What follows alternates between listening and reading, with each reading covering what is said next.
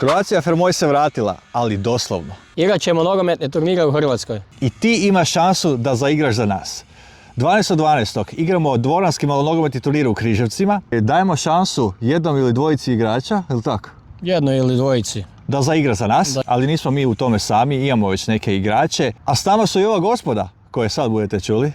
Evo, jer on ću ovdje, tražimo još jednog pajsera da se s nama sramoti u dvorani, a ne samo na društvenim mrežama. Tako da se vidimo. Fabio ovdje, ako želiš s nama u Križevcima igrati turnir, javite se Mići i idemo igrati zajedno. Idemo uživati u nogometu. Svi ste dobrodošli. Hoćemo naći još dva haklera, znaš, neka dobra, da nam se priključe, pa Kad smo igrali u Irskoj, onda je bilo puno upita, joj, bum ja ikad mogao igrati za Croatia Fermoj, jako puno komentara, jako puno ljudi se javljalo, svi bi igrali, mi smo bili 2.500 km dalje u Irskoj.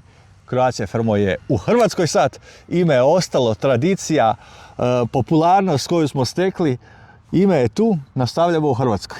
Tako je. Ako ti misliš da možeš igrati za nas, jednostavno piši mi u komentar koliko imaš godina i zakaj baš ti moraš igrati za nas. Ako nećeš to pisati u komentare javno, javi mi se slobodno privat. Jesi star, ali budeš još poslužil. Sjede i veliki igrači na klupi, zašto ne bi i ja?